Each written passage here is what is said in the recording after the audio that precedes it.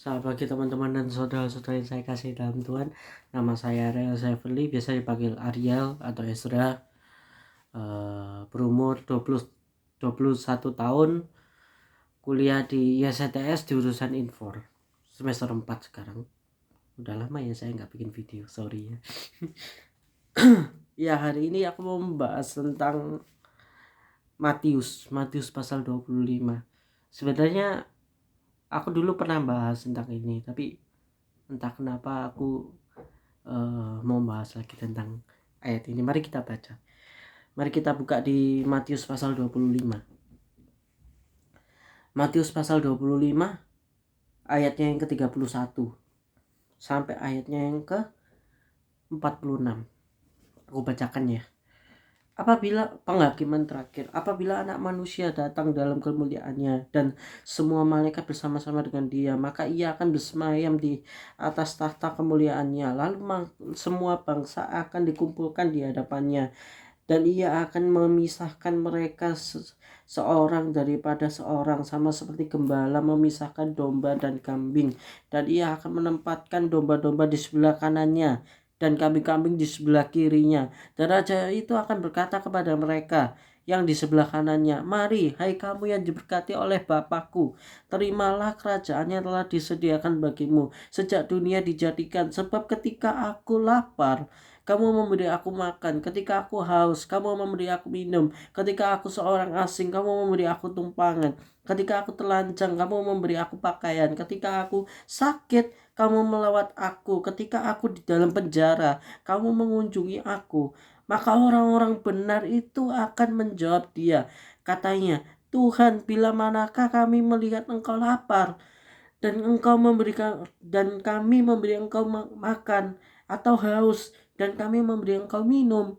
Bila manakah kami melihat engkau sebagai orang asing dan kami memberi engkau tumpangan, atau telanjang dan kami memberi engkau pakaian? Bila manakah kami melihat engkau sakit atau dalam penjara dan kami mengunjungi engkau?"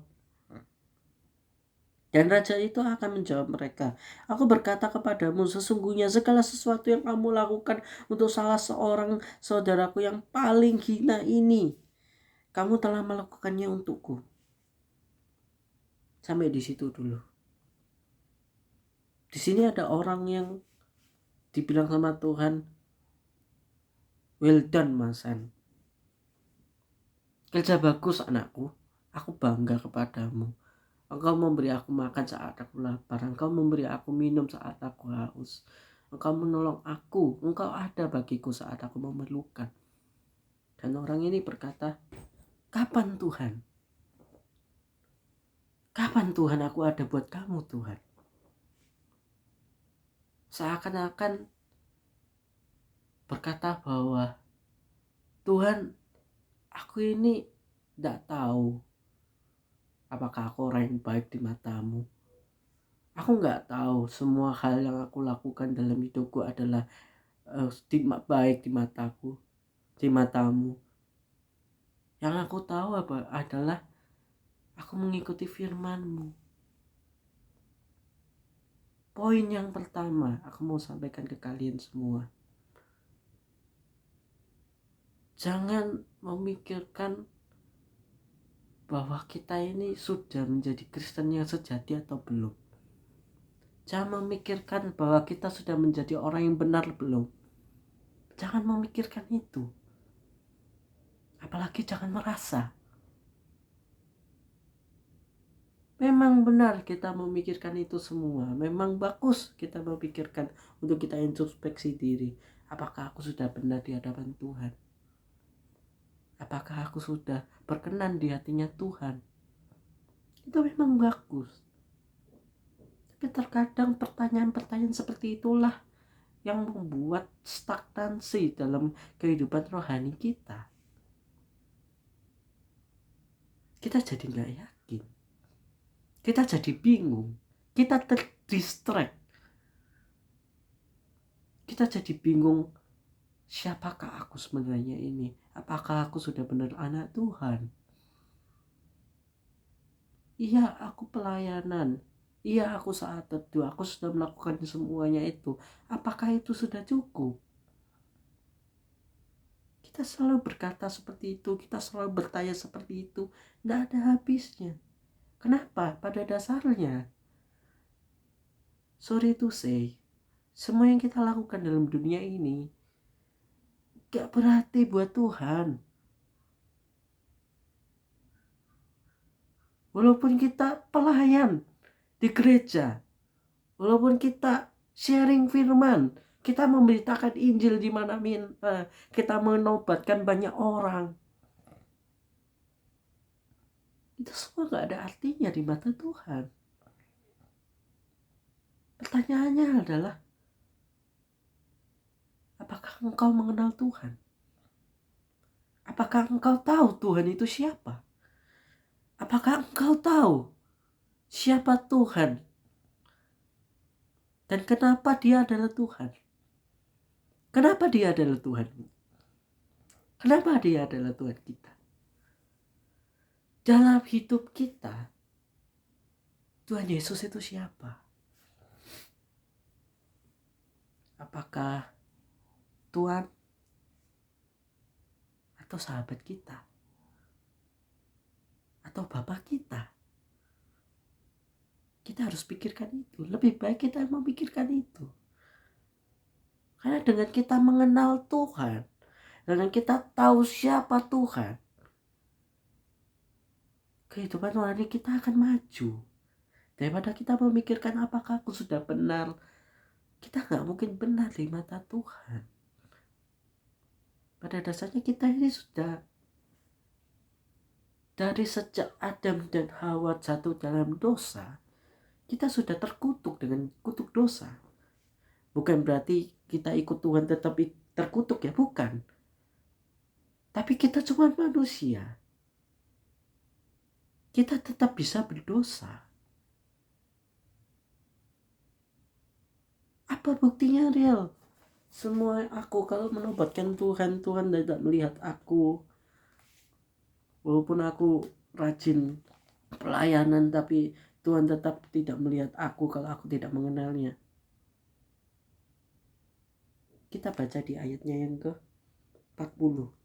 Dan ayat ke-41. Dan ia akan berkata juga kepada yang di sebelah kirinya, enyahlah dari hadapanku, hai kamu orang-orang terkutuk, enyahlah ke dalam api yang kekal, yang telah sedia untuk iblis dan malaikat-malaikatnya. Sebab ketika aku lapar, kamu tidak memberi aku makan. Ketika aku haus, kamu tidak memberi aku minum. Ketika aku seorang asing, kamu tidak memberi aku tumpangan. Ketika aku telanjang, kamu tidak memberi aku pakaian. Ketika aku sakit dan dalam penjara, engkau tidak melawat aku. Perhatian jawabannya mereka. Lalu mereka pun menjawab dia. Katanya, Tuhan, bila mana kami melihat engkau lapar atau haus, atau sebagai orang asing, atau telanjang, atau sakit, atau dalam penjara, dan kami tidak melayani engkau. Tuhan berkata, enyahlah dari hadapanku. Aku tidak mengenalmu. Padahal kita pelayan Tuhan. Padahal kita menobatkan banyak orang. Inilah bukti bahwa semua yang kita lakukan di mata Tuhan itu sia-sia.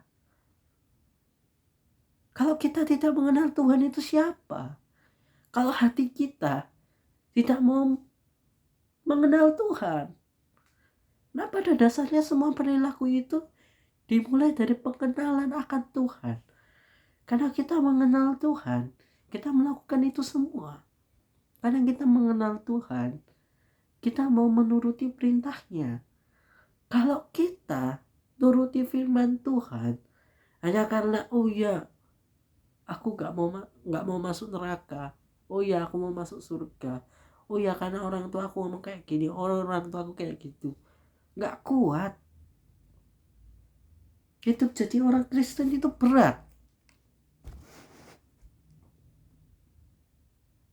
Iya, Tuhan menjanjikan janji-janjinya, dahulukanlah kerajaan Allah. Kan ada ayatnya.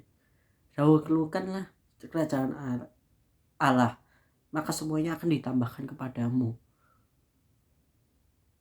Bukan berarti kita hanya karena kita mau ditambahkan semuanya, hanya karena ada kita maunya, seakan-akan Tuhan itu kayak kita peralat. Seringkali kita sebagai orang Kristen kita memperalat Tuhan.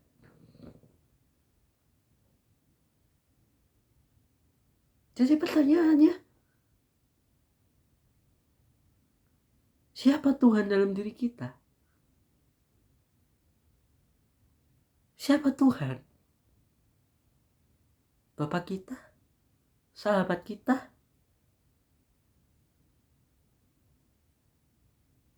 Atau bawahan kita yang kita peralat? Hati-hati loh, dan hampir tidak beda loh itu.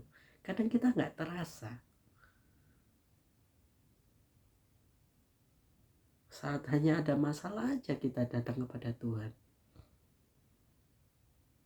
Sedang kita senang-senangnya kita lupa sama Tuhan. Siapa Tuhan dalam hidup kita? Siapa Tuhan dalam hidupmu? Sekian dari saya. Terima kasih. Sebelum kita tutup, mari kita tutup dalam doa ya.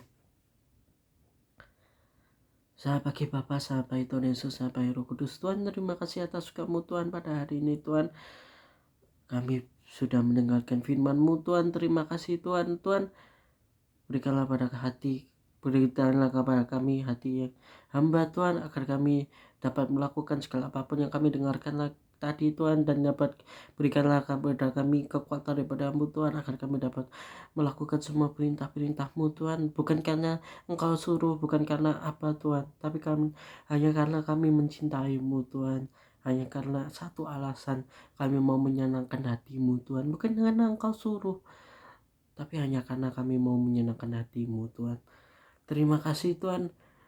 Tuhan, tolong berkati segala apapun yang akan kami lakukan selanjutnya Tuhan. Berkati Tuhan, sekolah, studi, pekerjaan, atau apapun itu, berkati semuanya Tuhan, akan dapat berjalan dengan lancar semuanya Tuhan. Terima kasih Tuhan. Di nama Tuhan Yesus kami berdoa. Amin. Thank you semua. God bless you. Bye bye.